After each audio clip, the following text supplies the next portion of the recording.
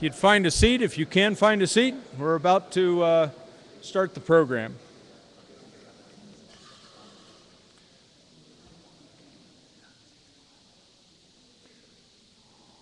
So this is a terrific night. Welcome to Cantini and welcome to the First Division Museum. My name is Paul Herbert. I'm the director of the First Division Museum, and I'm delighted that you're all here to share in the official opening of our summer exhibit, Drawing Fire, Bill Malden and the World War II GI.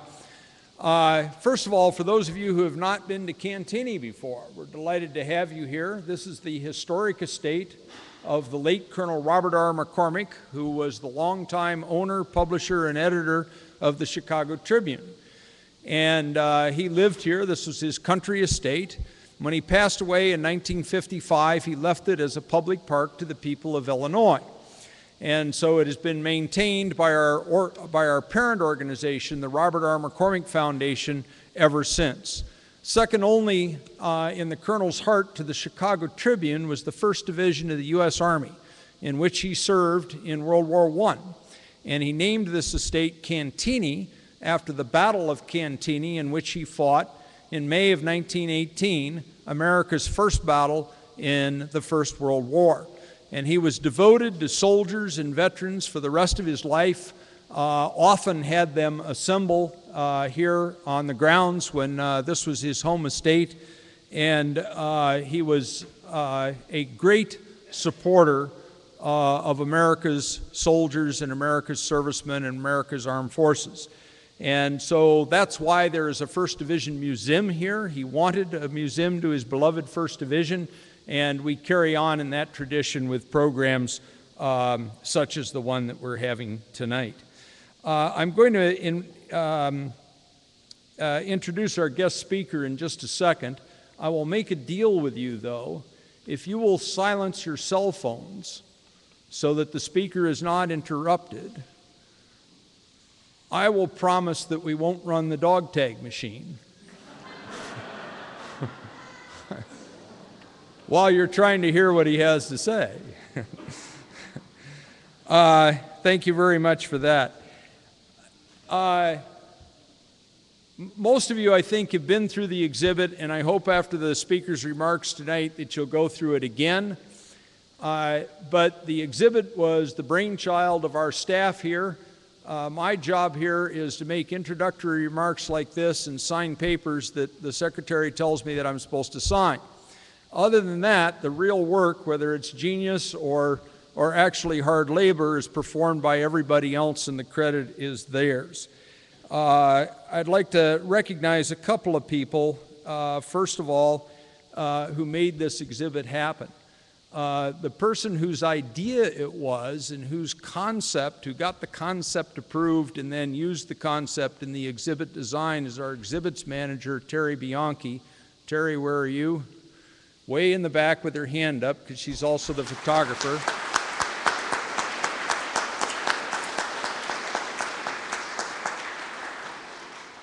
Her folks are here tonight, by the way, and I threatened both Terry and some of these other people that they were supposed to come up here and speak, and they all refused and said that they would be glad to answer questions in the exhibit hall later on. Ably assisting Terry was our exhibit preparator, Jern Keener, who's also in the back. Jern, if you'd identify yourself.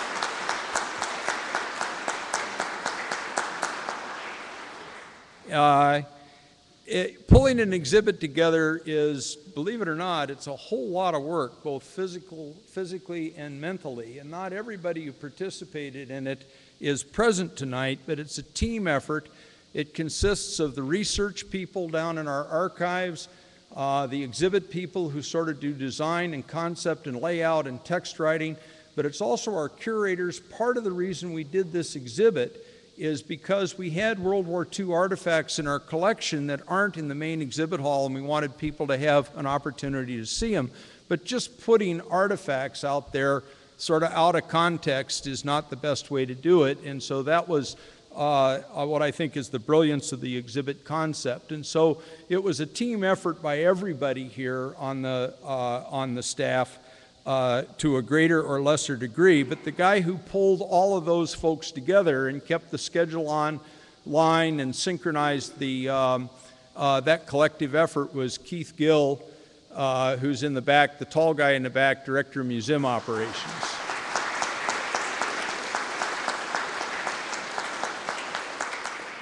And last but not least, we have a summer intern who is working here, and we've had just the right job for him, and that was to help out with the exhibits, and he actually moved all the heavy stuff and did things like that. And that's Joe Karamansky, who's in the back.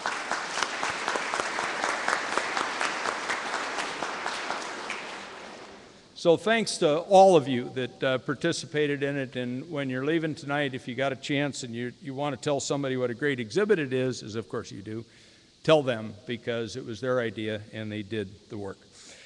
Okay, so appropriately enough, tonight's speaker is the biographer of Bill Malden, Todd Pastino. Todd teaches at Waynesburg College in Pittsburgh.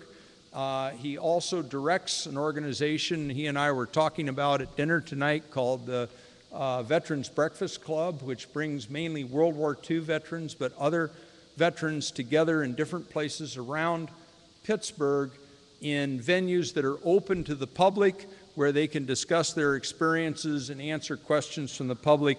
A very, very worthy effort that educates people about the military experiences of our fellow citizens in a manner very similar to us. Wayne's first book was Citizen Hobo: How a Century of Homelessness Shaped America.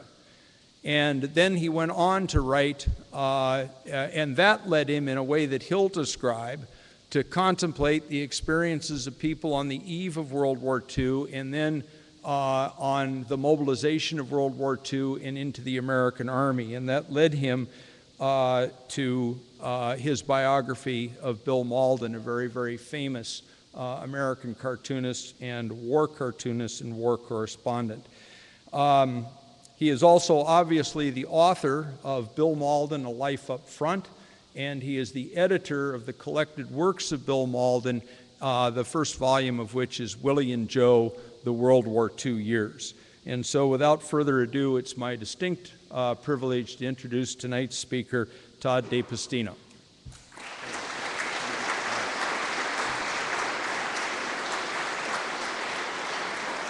Thank you. Thank you, Paul, for the invitation to speak at this wonderful museum in this gem of a park, Cantini. And thank you for coming out tonight to hear about Bill Malden. This is a stamp that the post office issued 2 years ago, and I went to the first day of issue ceremony in Santa Fe, New Mexico, and I was checking into my hotel, and a person behind the desk about my age said, "Welcome to Santa Fe. What are you here for?" And I said, "I'm here for the first day of issue Bill Malden stamp ceremony." And she said, "Wow, that's interesting. Who was Bill Malden?" But going around talking to a few of you, some of you might be old enough to remember who Bill Malden was, and I appreciate that. But I do have to admit that I really didn't know who Bill Malden was until about a year before I started writing his biography. To me, Bill Malden was a name that appeared every Veterans Day in Peanuts. Every November 11th, Charles Schulz would put Snoopy in his World War I Flying Ace Outfitters, World War II Garrison cap, and Snoopy would go out and quaff a few root beers with Bill Malden. And every year, actually, Schulz would sign the original drawing and send it to Malden. And Malden, if you know anything about him, an eccentric character, he got into a habit of not opening his mail for many years. And so he often didn't know he was receiving these wonderful artifacts. This is the last tribute that Charles Schulz did to Malden in 1998. It's Willie saying, "I think the new replacements are getting smaller all the time." And Snoopy says, "Willie and Joe, my heroes, happy Veterans Day, men." And it's signed in the corner, "Schulz and my hero, Bill Malden." And Malden was really just a name that appeared in Peanuts. I didn't totally understand the reference until I was finishing up my first book on homelessness. And that book was really a study of a subculture, of a big subculture in this country of young men who crisscross the country on rails. And I mentioned to several people, one of whom was a relative who served in Europe in combat in World War II. I said, hobos disappeared with World War II. And he said, they didn't disappear, they got drafted. I served with them. He said, Willie and Joe, they're really just hobos in olive drab. And that really prompted me to go out and get up front Bill Mauldin's #1 bestseller in the summer of 1945, and I read it in one sitting. It's not a hard read, 30,000 words, 162 cartoons, and to me it introduced me to the whole experience of combat in World War II. You know, World War II was a censored war. It was a sanitized visual environment where, you know, all our fighting men were brave, and when men came under fire, they rushed into it. But in Mauldin's cartoons, he showed a very different side to the war, a side I had never seen depicted like that from the time. You know, in Bill Mauldin's war, men pressed themselves into the ground as far as they could when they came under fire. I can't get no lower, Willie, my buttons are in the way. I didn't realize until I read up front that combat soldiers in World War II spent most of their days exhausted beyond anything I could ever imagine, and wet and tired, and this is Willie and Joe in a muddy trench, wished I could stand up and get some sleep. Charles Schulz was asked why, Schulz always said Bill Mauldin was the greatest cartoonist who ever lived, and he was asked, why do you think Mauldin was so great? And Schulz said, because he drew great mud. I didn't know before reading up front that it was possible to fall asleep while marching. Nobody had ever told me that. Since then, being involved with veterans in the Veterans Breakfast Club, a lot of these World War II veterans especially said, oh gosh, yeah, we fell asleep all the time, standing up, you know, leaning against a building, walking, and there's a cartoon about that. Maybe Joe needs a rest. He's talking in his sleep. I didn't know that combat soldiers in World War II, especially in Italy, 1943, 1944, spent many of their days hungry because their rations were being stolen and sold on the black market. I could have swore a couple of Krauts was using that cow for cover, Joe.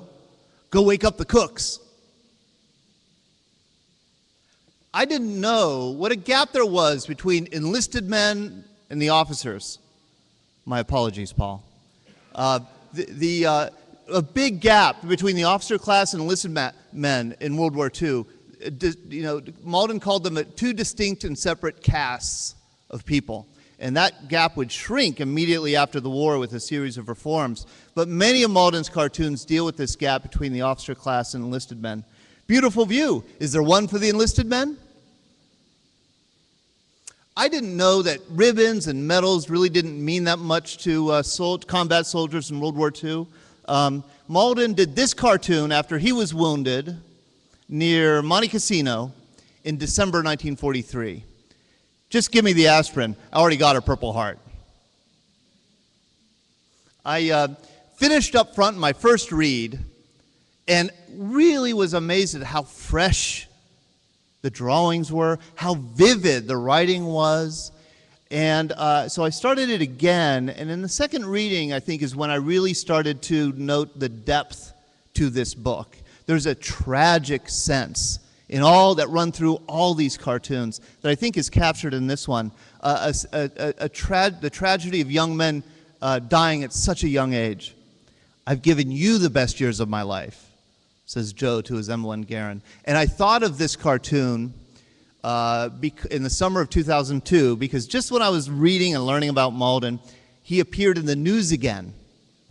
He was dying in an Orange County nursing home.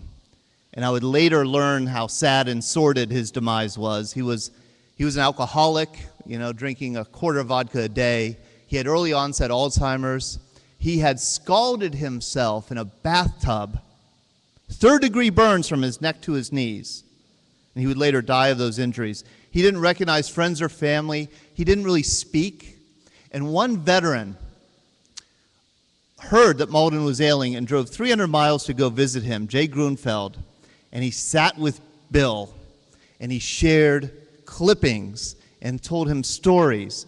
And at the end of the meeting, Jay Grunfeld pinned a combat infantry badge on Malden's pajamas. And Malden looked down, and he smiled.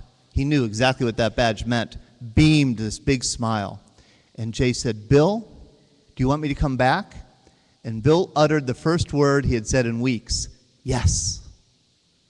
So Jay went out to VFWs and American Legions, and he said, "If you want to pay your last respects, essentially, to the great Bill Malden, you better do it now."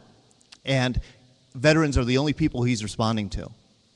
They came, on average, 12 a day to come and sit with Bill Malden. They came with their caps and with their clippings. Word spread, an article was written about this, and people started sending in cards and letters to Malden. And a few are on display here in this wonderful exhibit. And these cards and letters, they're worthy of a book in their own right. They tell, in these cards and letters, World War II vets tell their stories, share their stories with Malden. One, I know, written in spidery hand by a war widow who said, "My husband was killed in 1944, and before he was killed, he had sent me letters, and with those letters were clippings of your cartoons. And we weren't getting them on the home front yet, so I didn't really understand the cartoons. But in the years that have passed, I've come to understand what those cartoons meant and what they must have meant to my husband. And so I'm writing you now to thank you for buoying his spirits before he was killed." You know, how fresh her grief and how intimately connected Bill Malden was to her grief. I think with these letters, I began to realize what he meant to that generation. Another letter card that I'll never forget was by a veteran of the Italian campaign who had had trench foot, which is a condition you get when your feet are soaked for days or weeks at a time. He didn't lose his feet, but they always gave him problems. And he enclosed a clipping of this cartoon. And he said, "Thank you for doing this cartoon, because I felt like you were explaining to the American people what we were going through here in Italy. Joe, yesterday you saved my life, and I swore I'd pay you back. Here's my last pair of dry socks." This vet also enclosed a pair of Army-issue socks. And Malden was buried with those socks in January 2003. Now, who was Malden? He was somebody who really was very much like he looks here. He was an imp, but he was something else. He was a genius. This was a kid who was doing elaborate drawings at age 4, reading novels at age 4. He could master any academic task you gave him. But where he came from, which was one of the most remote corners of the desert Southwest, such intellectual prowess wasn't valued. Bill had an older brother, Sid, by 1 year. Sid was considered the promising one of the family. Sid could take apart and put back together a tractor motor blindfolded. Sid was 6 feet tall by age 15. Nobody cared that Sid was illiterate, and he was his whole life. Bill, by contrast, was a freak. He was this genius who read all the time, who did math problems, who couldn't handle the simplest farm chores. He was sick all the time. He had had rickets as a child, so he had kind of an oversized head, and then he said, "I had these ears that stuck out like open doors on a taxi cab." He had a fiery temper. He said he got into more arguments on his mountain in southern New Mexico than any kid, and he lost every one of them.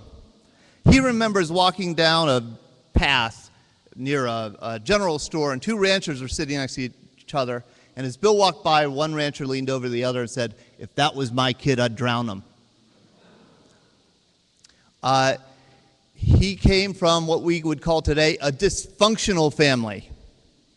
His father was a hellraiser, his mother was unstable, and so at age 14, in the summer of 1936, Bill and his older brother, age 15, pulled an old Model T Ford from the family junk pile. They got it running, and they took it as far as they could, which was Phoenix, Arizona, and they started a new life on their own. They lived on the front porch of a boarding house. They went to school sometimes, Bill earned some money selling signs, never graduated school, and in 1940 he found himself an unemployed sign painter. So he joined the Arizona National Guard. He said he needed a suit of clothes and he needed 3 meals a day. And he joined the National Guard 4 days before it was federalized and made part of the United States Army. If he had waited 4 days, he would have been given a physical, and he would have failed it for being malnourished. But he squeaked in. He heard that the division had a newspaper. He volunteered. He saw what infantry training life is really like. Turns out it wasn't as glamorous as he thought it was. And so he saw that there was a newspaper, and he volunteered to be the division newspaper's cartoonist, figuring it would get him out of the infantry. Well, he got one afternoon off infantry training a week to do the cartoon. And he traveled with the 45th Division, and the men loved him. He shipped overseas with them, was discovered by Stars and Stripes, which had the largest circulation of any newspaper in the world at the time. He became the youngest Pulitzer Prize winner in history, and he came home a celebrity and a millionaire. And his life fell apart. He divorced a wife he hardly knew. He quit cartooning because his syndicate started censoring his post-war cartoons about civil rights and other issues that bothered him about American society after World War II. He became an airplane pilot. He went to Korea as a correspondent. He ran for Congress. He starred in the Red Badge of Courage in Hollywood. He wrote for Hollywood. He got back into cartooning, won a second Pulitzer Prize, and kind of became the greatest political cartoonist in America for a time in the 1960s and 70s. Through it all, he fathered 8 children, 3 different wives, the last wife younger than 3 of his children. So this guy really got around. But it was those days, those 2 years as a combat cartoonist that really was the most meaningful to him. Now, the 45th Infantry Division, a fascinating division. In a racially segregated army, it was one of the most ethnically diverse we had. It was largely a Native American and Mexican American division. Malden was one of the few Anglos in his rifle company. And the original Joe of Willie and Joe was Joe Barefoot, a Choctaw Indian. Boy, it's good to be back in civilian clothes again.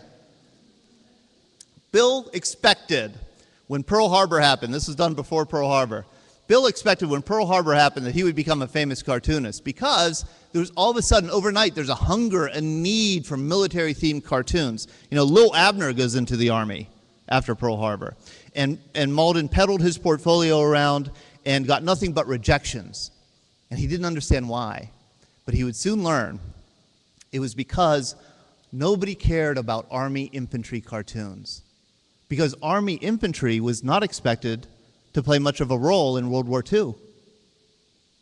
The war planners had decided, was going to be won from 30,000 feet through aerial bombardment, long-range artillery, small units of highly trained soldiers who would take a beachhead, and then the infantry would just come in and police up what was left over. Therefore, Army infantry got the last of everything. It was the most poorly equipped branch of service in the early years of World War II. They were training with World War I vintage equipment, and they got the worst personnel, if you want to put it that way. You know, they got the high school dropouts, the kids who were so poor they had never worn shoes or never seen a doctor or had never used a toothbrush. You know, they got people from other branches that the other branches rejected. A couple vets who I've interviewed have told me, I have asked them, how did you end up in the Army infantry? And they said, well, you know, the judge gave me a choice. Prison or the infantry? And Mauldin cartoon about this. Did you volunteer for this or get caught in the black market? When I was doing my research, I wanted to compare Mauldin's images of infantry life with other images out there in the early years of the war, and I found there were no other images. If you look at the Bond posters, the magazine advertisements at the time, the movie advertisements, you see lots of these guys, the Flyers, the Air Corps. You know, I know we have a World War II B-24 pilot in the audience today. That was a branch that kids, high school kids, wanted to join. Marines, they had the J. Walter Thompson advertising agency promoting their role in the war effort. Airborne was a branch that got a lot of publicity, and if you were motivated, you might want to join the Airborne. Naval construction battalions had their own movie, John Wayne and the Fighting Seabees. The Merchant Marines had Humphrey Bogart in Action in the North Atlantic, and the infantry had nothing, you know?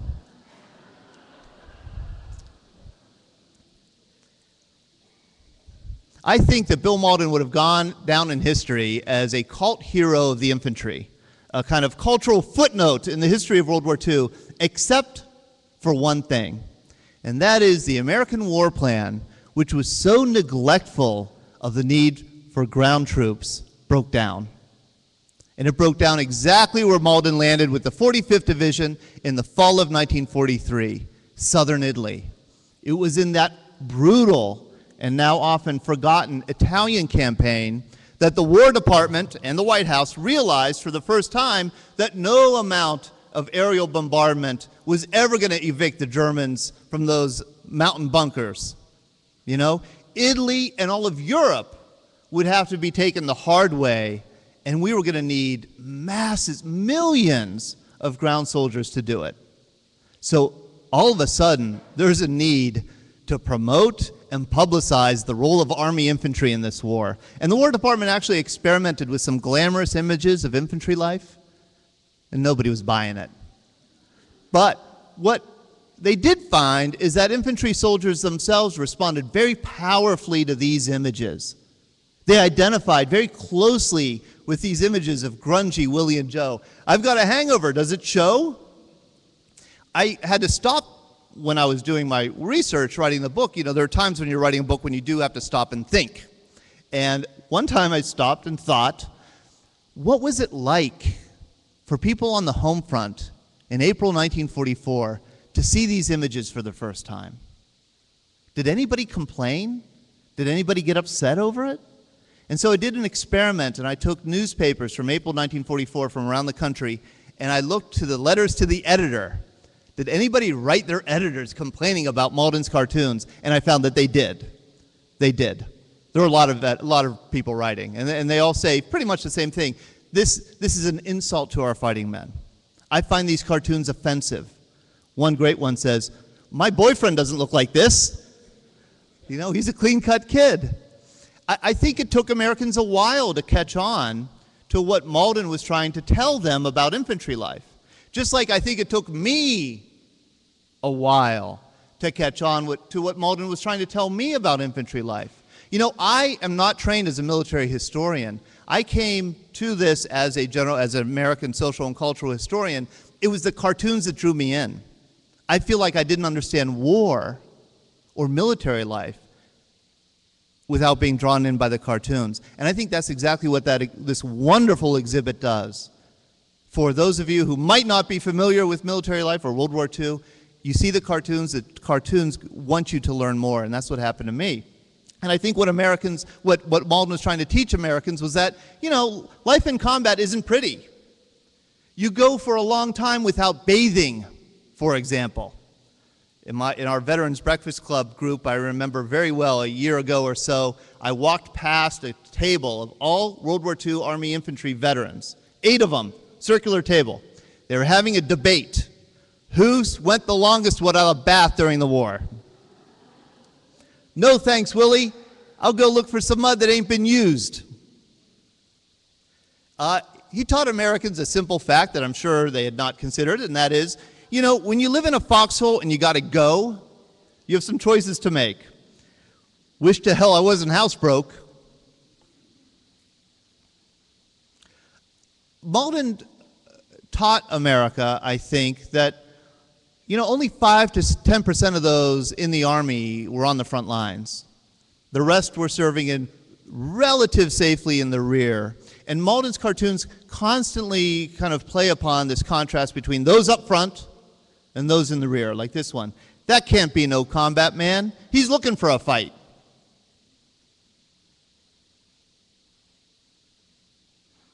Or this one, he's right, Joe. When we ain't fighting, we should act like soldiers. Oh, this has a story to it. It's a good story. This is Willie being cited on the streets of Naples in the spring of 1944 for being out of uniform. And Willie's defense is, them buttons was shot off when I took this town, sir. Here's the story. Naples was the base section for the American operations in Italy, and it was commanded by a general named Arthur Wilson. And Arthur Wilson ran a very tight ship. And one thing he didn't like were these combat infantry guys who had every once in a while would come down off the mountains from their foxholes. Now, those guys up in the mountains, they were supposed to be getting 4 days off for every 21 days in line, and they were not getting that at all. You only got 4 days off if you couldn't fire your weapon, you didn't know where you were, you had had a psychotic break. Then your commander might point you down the mountain and down you'd trudge for 4 days leave. And you could imagine what these guys looked like when they came down that mountain into Naples. Beards, long hair, filthy, maybe bloody uniforms. They would stagger around Naples, and the order of the day was for MPs to arrest these men, put them in jail, give them a shower and some hot food, and at the end of 4 days, send them back up the mountain. And this enraged Malden, just as it enraged combat soldiers in Italy. And that's what inspired this cartoon. And when Arthur Wilson saw this cartoon, he said, I want this cartoonist arrested, held for trial in jail, so that he doesn't have the opportunity to spread his subversion. And he was going to be headed for jail, but he was saved by a 1st Division veteran, General Theodore Roosevelt Jr., a more powerful general. Roosevelt was a champion of the combat soldier, and he stepped in and he said, no, you're not touching this cartoonist. He's saying what needs to be said. And it wasn't the last time Malden would be saved by a powerful general, but it allowed Malden to go on and spread his subversion. And as an interesting little footnote, I find it interesting, after my book came out, I got an email from a reader, and he said, I enjoyed your biography of Bill Malden, and I thought you'd be interested to know that General Arthur Wilson was my uncle. And I thought, oh, geez. And he said, you'll be happy to hear that Uncle Arthur was no more popular in my family than he was in the Army.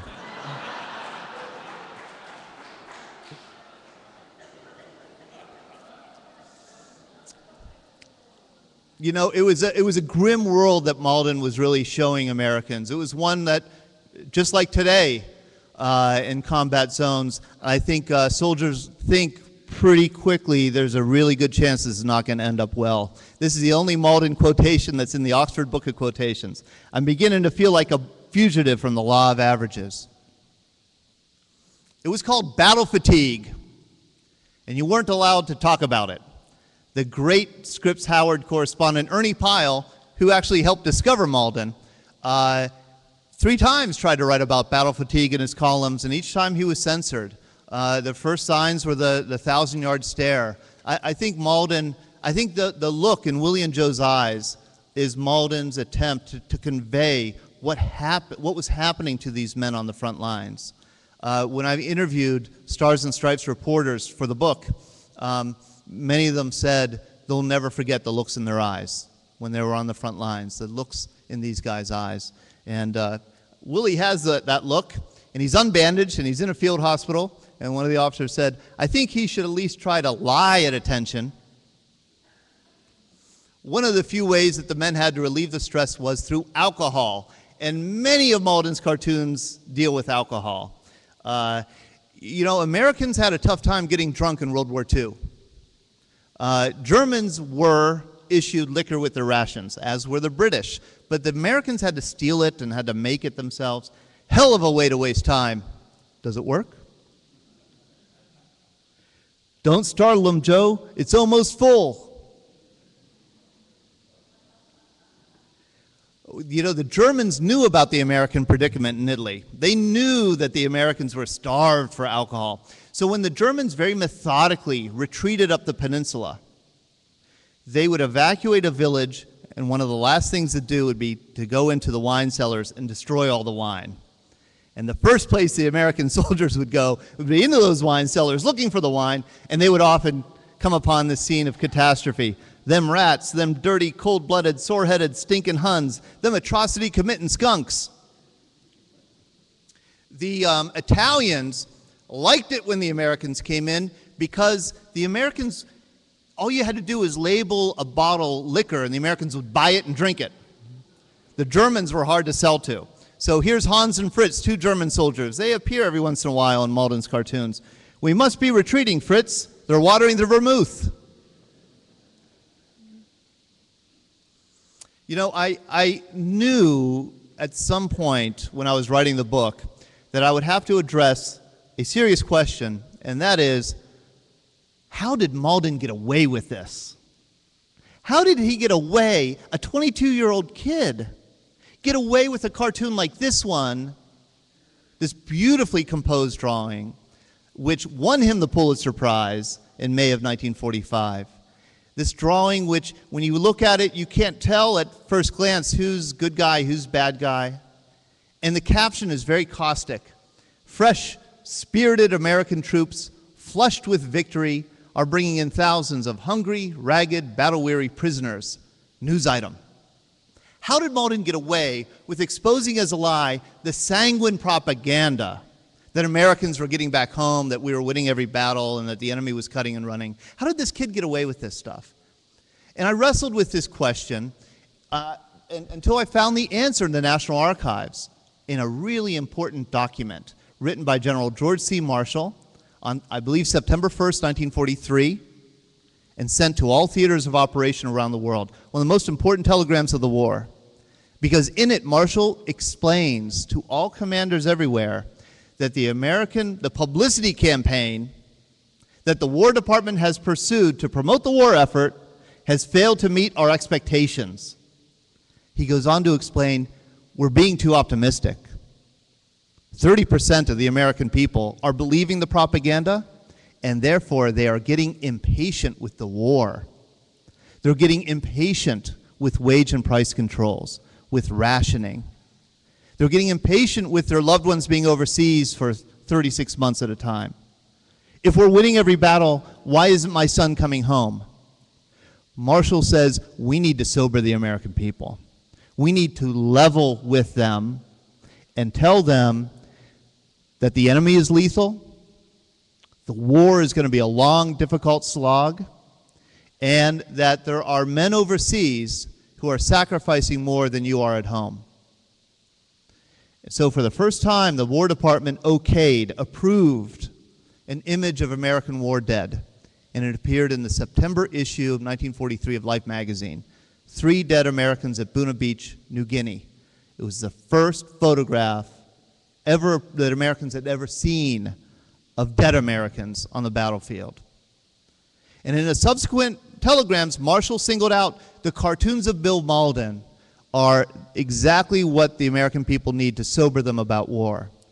So Malden was not only kind of protected by the War Department and officers, but actually promoted by them for this new, more candid publicity campaign.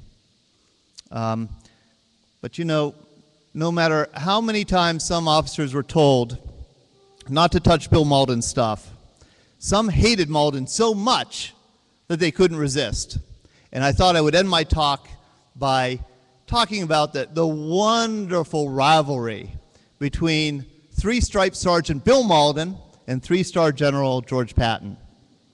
Now, Patton, I don't think he had much of a sense of humor, but he was a spit and polish general. You know, you were supposed to wear your ties tight on the front lines. And he took one look at Willie and Joe in the 45th Division News in July 1943, and he went right to the commander of the 45th Division, a guy named Troy Middleton, and he said, "Get rid of that cartoonist." And Middleton said, "I can't get rid of Malden. I'll have a mutiny on my hands if I get rid of Malden. My men love him." And Patton said, "I don't care, get rid of him."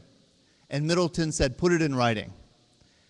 Well, Patton never got around to putting it in writing, because he was soon embroiled in a controversy you may remember hearing about, where he slapped a couple soldiers in a couple field hospitals. He accused of malingering. Patton was withdrawn from that theater. That allowed Malden to go on and be discovered by Stars and Stripes, become kind of the most beloved enlisted man in the U.S. Army, you know, go to be the youngest Pulitzer Prize winner in history. He was permitted. Patton got back into the war, you might remember, after D-Day. And it was in early 1945 when Malden decided he was going to leave Italy and go to see the action in Europe. Now, when Malden traveled, you know, he didn't travel like your ordinary soldier. There's a wonderful display in there about Malden's Jeep. Malden was given his own Jeep by Mark Clark, commander of the Fifth Army in Italy, for his own personal use.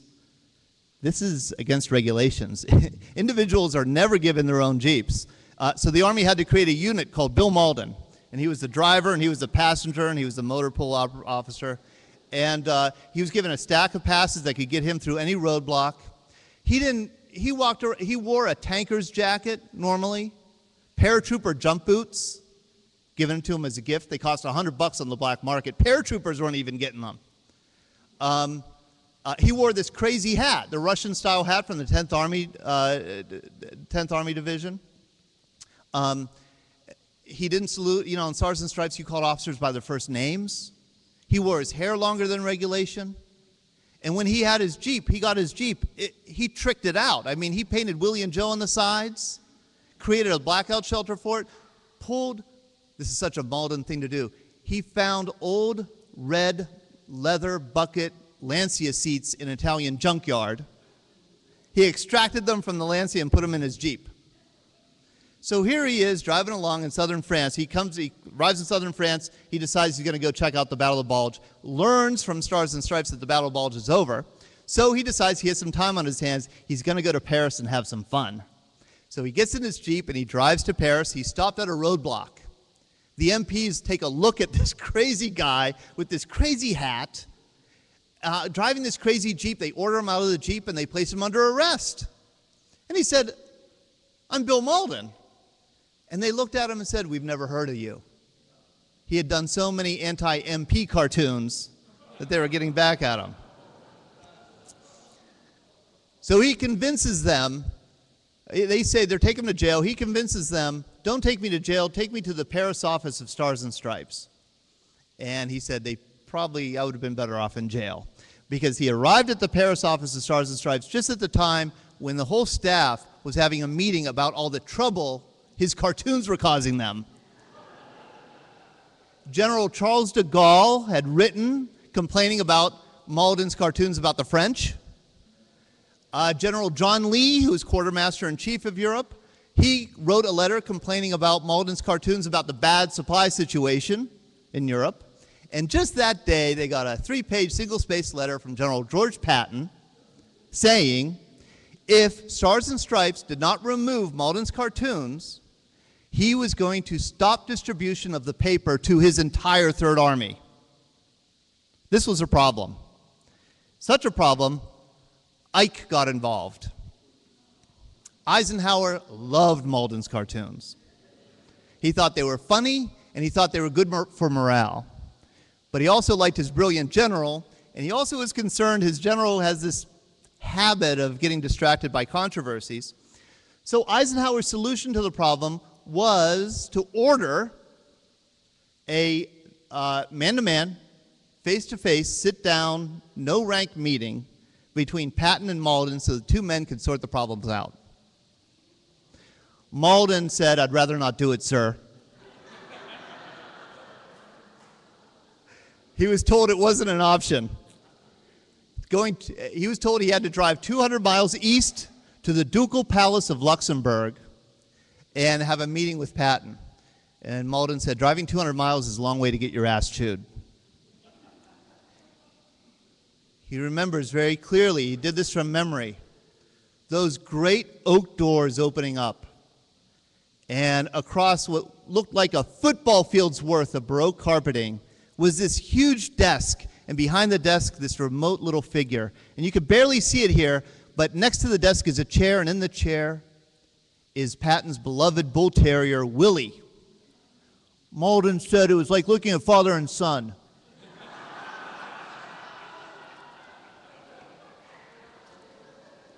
He said, I stood in that doorway staring into the 4 meanest eyes I had ever seen.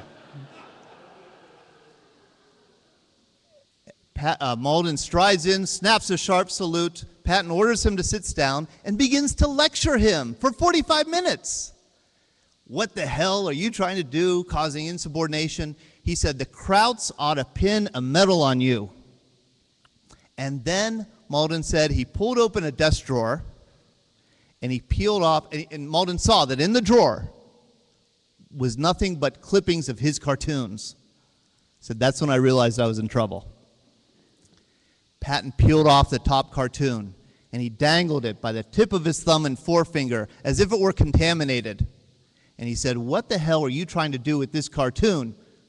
You're inciting insubordination. And Malden said, boy, this is a difficult one to explain. Willie and Joe parading through a liberated French village, and they're pelting their commanding officer with rotten tomatoes. And the caption is the aide saying, my sir, what an enthusiastic welcome. Patton then peeled off the second cartoon, which are on exhibit out here in the wonderful exhibit. And Patton said, I don't get this one. What's the caption? The caption was cut off. And Malden said, oh, sir, it's just a cartoon of guys lined up to see a show. And then the officers are lined up at the stage door with flowers and chocolate, and they're going to date the stage girls. And Malden said, a remarkable thing happened. Patton smiled. He said it was an impressive muscular feat considering the distance the corner of his mouth had to travel. So at the end of the lecture, Patton gives Malden 2.5 minutes to rebut. And Malden trotted out the argument that he had heard officers give who liked his stuff. And he said, you know, sir, the life up front is so short and so hard and so ill understood that any time the men can see their grievances aired, it makes them feel better about their lot in life. And actually, I think I'm helping to prevent mutiny in the ranks. And Patton kind of waved his hand, stood up, saluted, and ordered Malden to go out and be a good soldier. And Malden turned and left. And what's remarkable about this meeting is what Malden did next. He went to his Jeep, and in his Jeep was waiting for him the senior war correspondent for Time Life. Malden had deliberately brought him to the meeting. And the war correspondent said, so Bill, how would it go? And Bill said, well, he gave his point of view and I gave mine. I don't think we changed each other's minds, but we parted good friends. And the correspondent said, can I quote you on that? And Malden said, sure. And when that quotation appeared in the next issue of Time magazine, that's when Patton's aide heard his boss exclaim, if that little son of a bitch ever comes in my Third Army again, I'll throw his ass in jail. The other remarkable thing Malden did was draw this cartoon about the encounter. And it's incredible, again, that Malden was 23 years old by this time, that he would have the guts to do this. It's Willie and Joe in a Jeep, and they're driving into Patton's Third Army, and they encounter this billboard. You are entering the Third Army. Fines, no helmet, $25. No shave, $10. No buttons, $10. No tie, $25. No shine, $12.50. No shampoo, $25. Windshields up, $25. Trousers down, $50. Enforced by order of old Blood and Guts. And Willie says, radio the old man will be late on account of a 1,000-mile detour. They're going to drive around Third Army so that they're not arrested. And that's the kind of man Bill Mauldin was, and that's what made him irresistible to me as a subject of a biography. Thank you.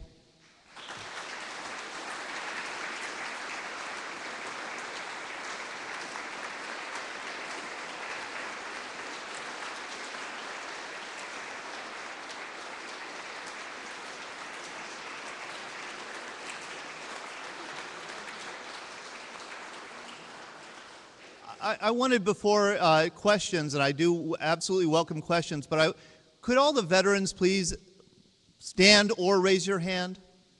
All the veterans in the audience?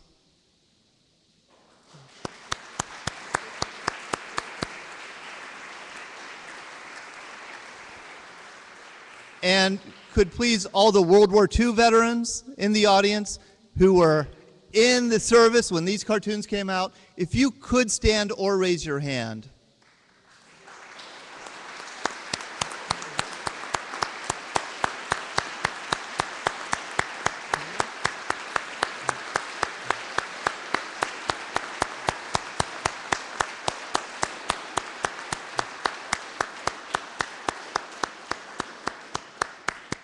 The real Willies and Joes.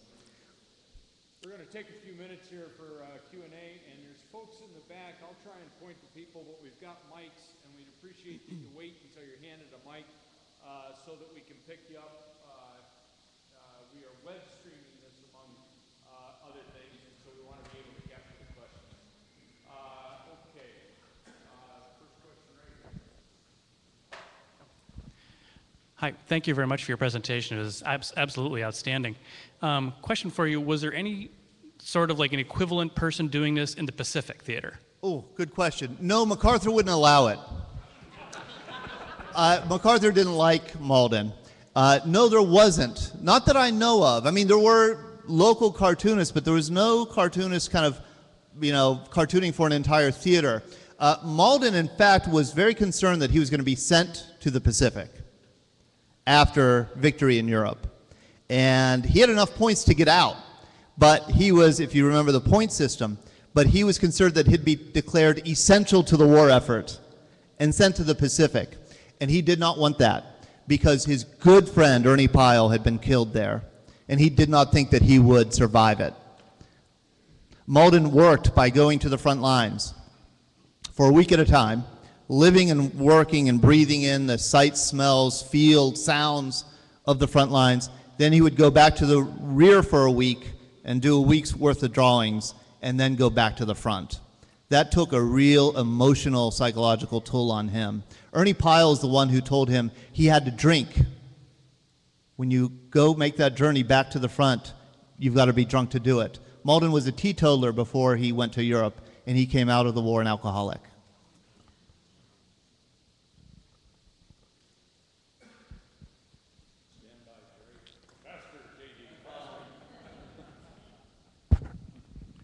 When he went to the front, did he do sketches there, or was it all mental that he took back with him? He did do some sketching at the front. He said, actually, people thought that he did the cartoons in the front. He said, my hand was shaking so hard, so badly, he could never have done a real drawing at the front. He did do a little bit of sketching, but mainly it's just to get the feel, the stories, listen to what the guys are saying, keeping an eye out for the funny things. He said there's a lot of humor at the front, a lot of it. All you had to do was go there and be brave enough to stay there for a while, and you'd hear it. And he always said, I'm just recreating what I heard.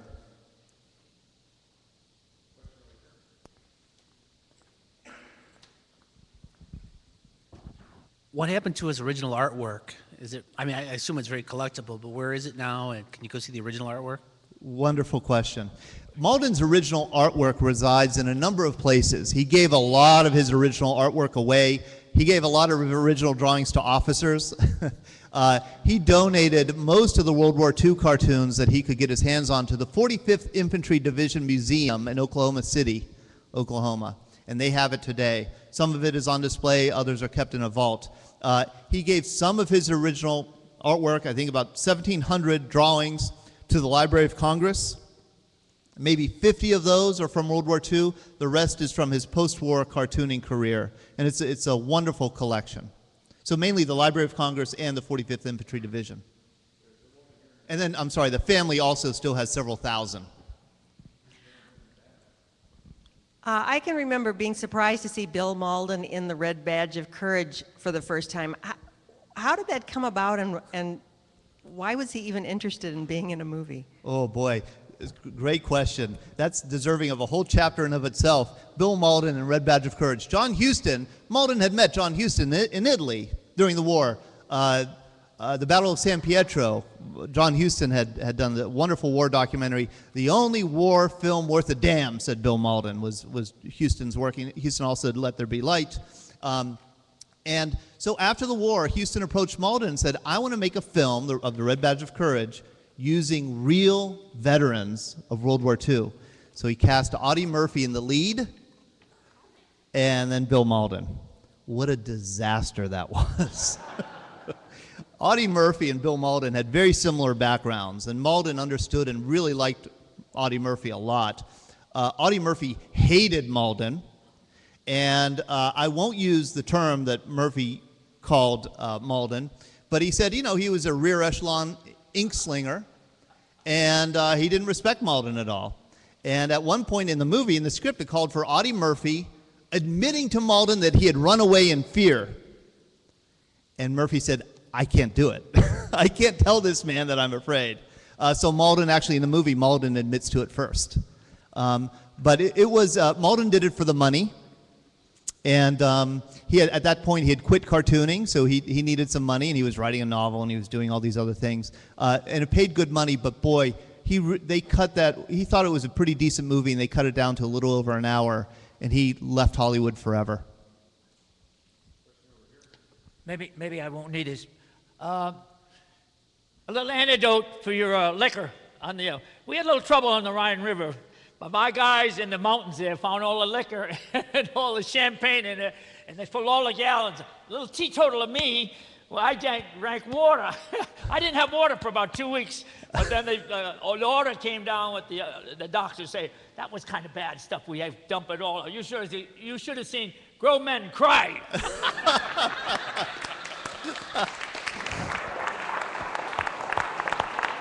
At our veterans breakfast, my then 13-year-old daughter decided to come to her first veterans breakfast, and it just so happened the vets started telling stories about alcohol, which led to stories about brothels and tattoos.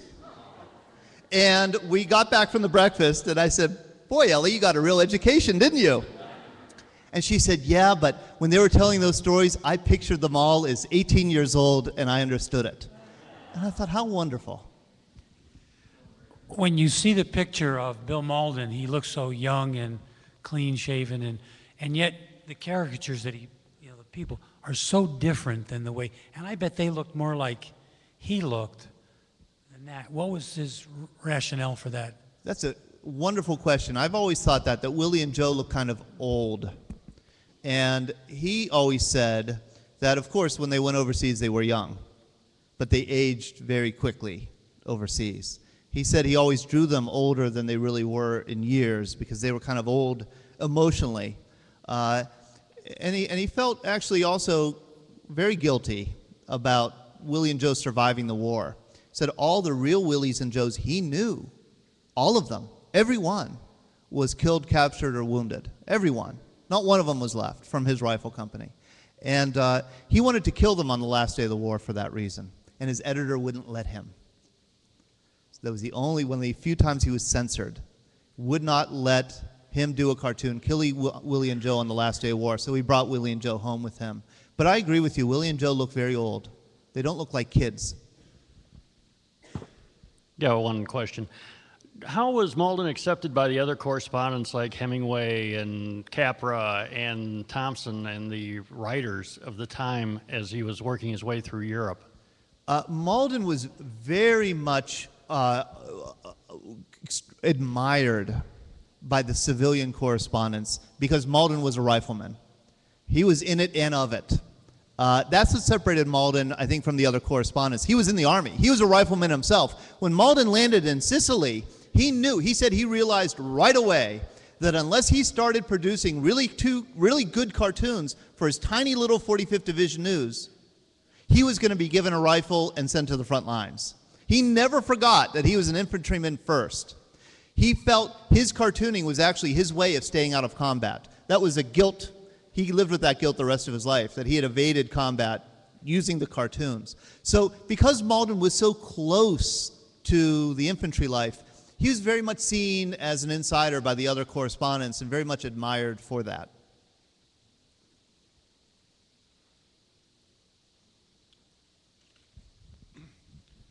When's the movie coming out and who's going to play Bill Malden? I am at work on a documentary for PBS about Bill Malden, and so it'll be a documentary, and I'll take any suggestions about who might recreate him.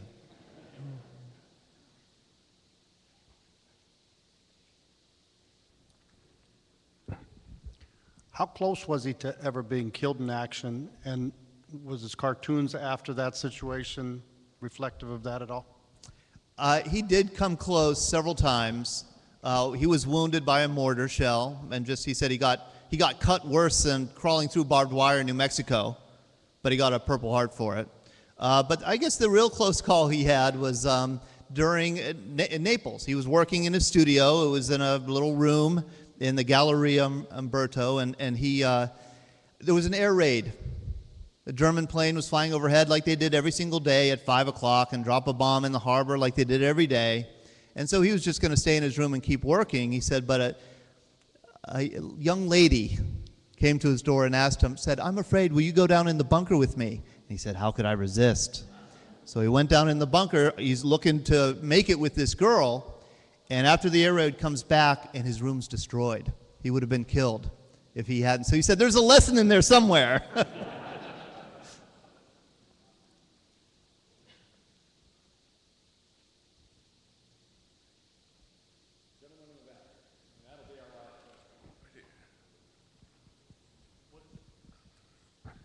Was he ever injured or hurt, but going from the front lines to the back lines and, going back and forth, was he ever, needed medical care?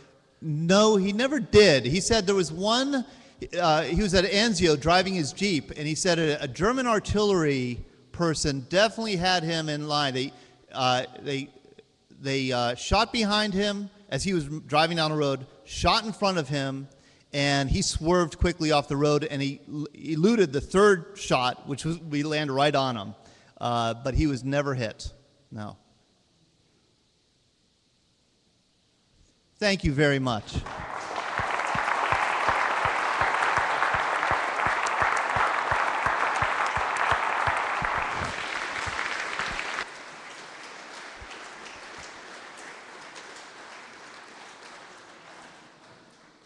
What a wonderful presentation. A couple of administrative announcements before you leave. When I'm done thanking Todd, I'm going to move him as quickly as possible to the table to my right, your left over there, where his book on Bill Malden is available for sale or signing if you would like to do that. And then when we're done with that, I'm sure he'll remain and answer questions. The other thing is these programs are free. But you notice the vets standing at the table over here, the Welcome Center. It says Veterans Welcome Center. Everybody's welcome over there because there's a red, white, and blue mailbox. And if you'd put your spare change in there, whatever moves you, we will ensure that every dime of it goes to the Midwest Shelter for Homeless Veterans in Wheaton, a wonderful 501c3 grassroots organization that does a ton of good. It's not for our fish fry or our pancake breakfast or our bingo party or anything like that. We just do that as a service to the shelter because it's such a great place. So I would encourage you to do that. I thank you all for coming. Bill Malden drew these cartoons to explain what soldiering was like to an American public of the 1940s who maybe didn't completely understand. And Bill Malden's gone now, and a lot of those GIs are gone now. But a great historian looks at the past and interprets it and passes it on to the generations that follow so that they also will have the benefit of that. And that's what Todd has clearly done with the work of Bill Malden and the life story of Bill Malden. And that's just a wonderful piece of history research. But he's also clearly capable of presenting it in a wonderfully engaging way.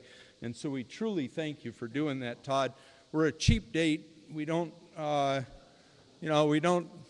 we spend all of our money on mission accomplishment, little of it on frills, but we do have a token of appreciation, an environmentally correct metal water bottle for you to take with the logo of the 1st Division Museum, and it's a sort of an unusual color, and so you'll never get it confused with others because yours is the big red one.